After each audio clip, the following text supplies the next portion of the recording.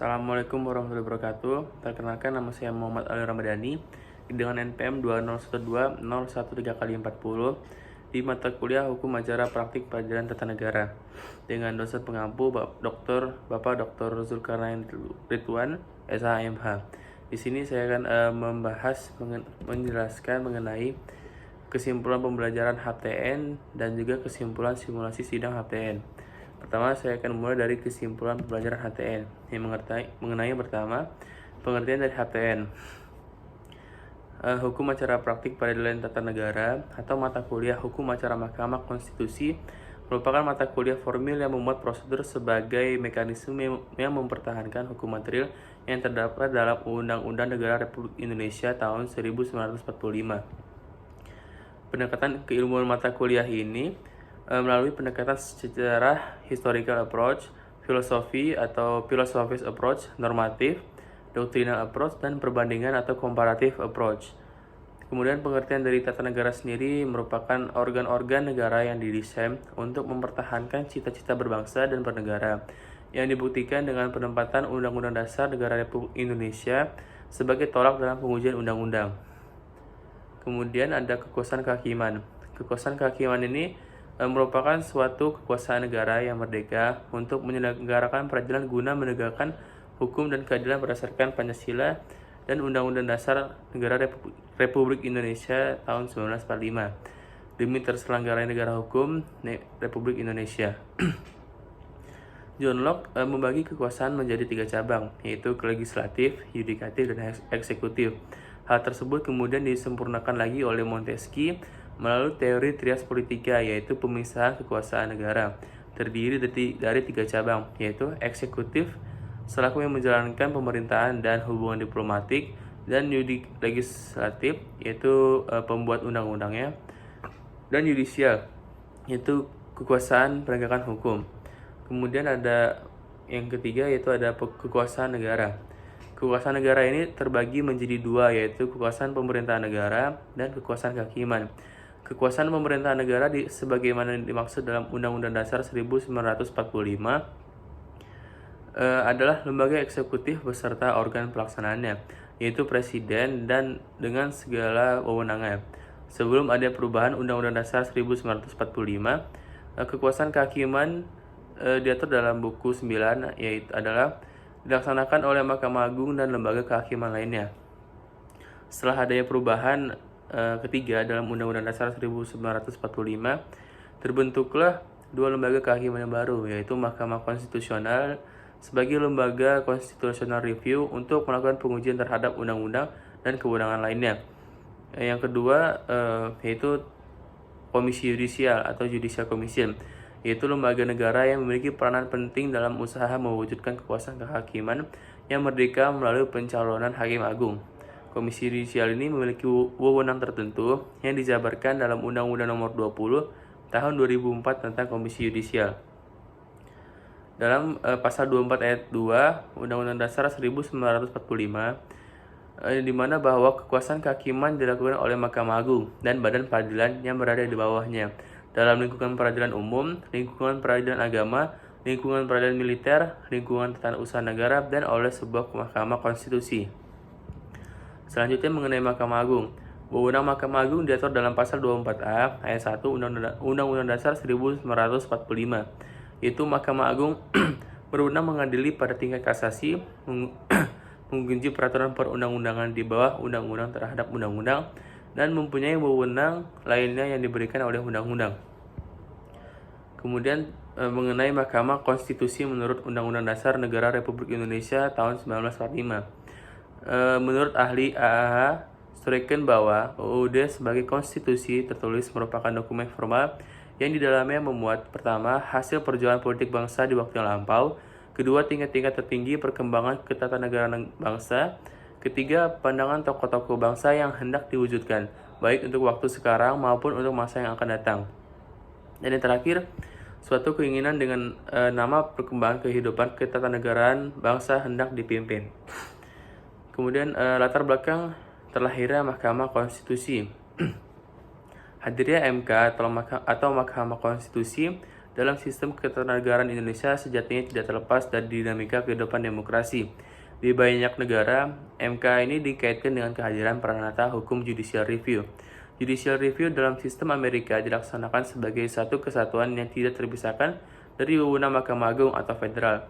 Namun demikian, awal pembentukan konstitusi Amerika, peranata hukum tersebut tidak dikenal dan baru dikenal setelah terjadinya kasus Marbury versus Madison tahun 1803. Menurut Hans Kelsen, keberadaan lembaga tersebut sebagai konsekuensi dari prinsip supremasi konstitusi yang untuk menjaganya diperlakukan pengadilan khusus guna menjamin kepatuhan norma lebih rendah terhadap norma yang lebih tinggi. Kemudian mengenai dasar hukum dari MK ini, yaitu yang pertama ada pasal 3 aturan peralihan UUD 1945. MK sudah harus dibentuk sebelum 17 Agustus tahun 2003, sehingga pada tanggal 13 Agustus 2003 RUU MK disahkan menjadi Undang-Undang Nomor 24 tahun 2003 tentang Mahkamah Konstitusi. Yang kedua, Undang-Undang Nomor 8 tahun 2011 tentang perubahan atas Undang-Undang Nomor 24 tahun 2003 tentang MK. Dan yang ketiga, Undang-Undang Nomor 7 tahun 2020 tentang perubahan ketiga atas Undang-Undang Nomor 24 tahun 2003 tentang MK. Kemudian wewenang dari Mahkamah Konstitusi yaitu MK ini berwenang mengadili tingkat pertama dan terakhir yang putusannya bersifat final. Untuk yang pertama, menguji undang-undang terhadap Undang-Undang Dasar Negara Republik Indonesia. Yang kedua, memutus sengketa kewenangan lembaga negara yang kewenangannya diberikan oleh UUD tahun 1945. Kemudian memutuskan untuk pembubaran parpol dan memutuskan perselisihan tentang hasil pemilu. Adapun kewajibannya itu menurut ayat 2 pasal 24C UUD tahun 1945 adalah untuk memberikan putusan atas pendapat DPR mengenai dugaan pelanggaran oleh presiden dan atau wakil presiden menurut undang-undang. Menurut UUD. Keempat wewenang di atas itu putusan bersifat final dan binding, yang artinya tidak lagi terdapat mekanisme hukum yang dapat dijadikan sebagai jalan melakukan perubahan terhadap putusan mahkamah. Sedangkan terkait kewajiban mahkamah tadi, putusannya tidaklah final dan binding, melainkan putusan hukum hanya sekedar memberikan kepastian hukum bahwa perbuatan presiden dan atau wakil presiden yang didakwa DPR sebagai pelanggaran terhadap pasal 7A UUD tahun 1945. Perkara-perkara yang menjadi wewenang dari MK ini sendiri yaitu perkara yang menyangkut konsistensi pelaksanaan norma-norma konstitusi. Dasar utama yang digunakan oleh MK dalam memeriksa, mengadili, dan memutuskan perkara ialah konstitusinya itu sendiri. Kemudian asas dari hukum acara Mahkamah Konstitusi yaitu ada ius curia novit, persidangan terbuka untuk umum, independen dan imparsial, peradilan dilaksanakan secara cepat, sederhana, dan murah, hak untuk didengar secara seimbang atau audi et alteram partem, dan kemudian hak aktif dan pasif dalam persidangan dan praduga keabsahan atau presumption iustae causa. Peraturan beracara di MK menurut Undang-Undang Mahkamah Konstitusi yaitu yang pertama Undang-Undang Nomor 7 tahun 2020 tentang perubahan ketiga atas Undang-Undang Nomor 24 tahun 2003 tentang MK. Yang kedua, Undang-Undang Nomor 4 tahun 2014 tentang penetapan peraturan pemerintah pengganti Undang-Undang Nomor 1 tahun 2013 tentang perubahan kedua atas Undang-Undang Nomor 24 tahun 2003 tentang MK menjadi undang-undang. Dan yang ketiga, Undang-Undang Nomor 8 tahun 2011 tentang perubahan atas Undang-Undang Nomor 24 tahun 2003 tentang MK. Dan yang terakhir yaitu Undang-Undang Nomor 24 tahun 2003 tentang Mahkamah Konstitusi. Sumber hukum acara MK ini yaitu yang pertama, pendapat ahli M. Kusnardi dan Harmaili menyebutkan bahwa ada dua sumber, yaitu hukum formil dan material. Hukum formil ini meliputi peraturan perundang-undangan di semua tingkatan dan wilayah. Dan yang kedua yaitu kebiasaan. Kebiasaan dapat menjadi sumber hukum apabila memenuhi syarat-syarat hukum material, seperti perilaku teratur terus-menerus dalam waktu lama. Dan yang ketiga yaitu traktat atau perjanjian yang dibuat oleh dua negara atau lebih dapat merupakan sumber hukum. Dan selanjutnya ada jurisprudensi atau putusan hakim atau badan peradilan yang mempunyai kekuatan hukum tetap merupakan sumber hukum. Dan yang terakhir ada doktrin atau pendapat sarjana hukum. Kemudian mengenai pengujian undang-undang. Pengujian undang-undang adalah suatu proses untuk menguji keabsahan prosedur dan materi muatan suatu peraturan perundang-undangan sehingga sesuai ataukah bertentangan dengan Undang-Undang Dasar atau yang dengan peraturan yang lebih tinggi. Pengujian Undang-Undang Dasar berdasarkan lembaga yang menguji, yaitu jika dilakukan oleh lembaga yang membuatnya atau legislator, maka disebut sebagai legislative review. Yang kedua, apabila dilaksanakan oleh pemerintah, pengujiannya disebut dengan executive review. Dan yang ketiga yaitu judicial review atau review dilaksanakan oleh peradilan. Kemudian para pihak dalam pengujian undang-undang ini terdapat di dalam pasal 51 ayat 1 Undang-Undang Mahkamah Konstitusi, yaitu yang menganggap hak dan atau kewenangan konstitusionalnya dirugikan atau oleh berlakunya undang-undang, yaitu yang pertama ada perorangan WNI, yang kedua ada kesatuan masyarakat hukum adat sepanjang masih hidup, dan yang ketiga badan hukum publik atau privat, dan yang terakhir lembaga negara. Kurang lebih begitulah terkait dengan kesimpulan perkuliahan HTN. Selanjutnya yaitu mengenai kesimpulan dari hasil sidang yang dilakukan minggu lalu. Jadi kesimpulan dari hasil sidang kelompok kami yaitu kelompok 1B bahwa permohonan yang kami uji itu yaitu pasal 1 ayat 2 dan pasal 17 ayat 1 Undang-Undang Nomor 28 tahun 2014 tentang hak cipta.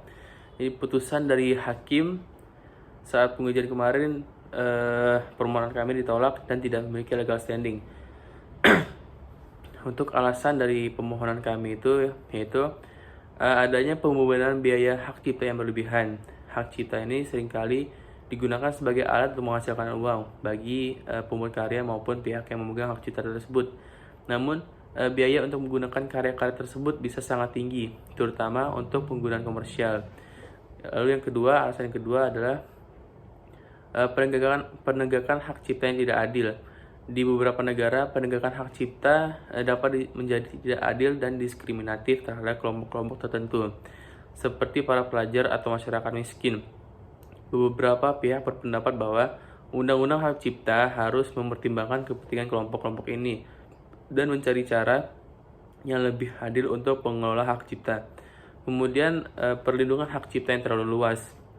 Beberapa pihak berpendapat bahwa hak cipta seharusnya lebih terbatas, sehingga kemungkinan orang lain untuk menggunakan karya-karya tersebut dalam konteks tertentu tanpa harus khawatir melanggar hak cipta. Jadi sekian terkait dengan kesimpulan pembelajaran HTN dan kesimpulan hasil sidang dari saya. Kurang lebih saya mohon maaf. Saya akhiri. Wassalamualaikum warahmatullahi wabarakatuh.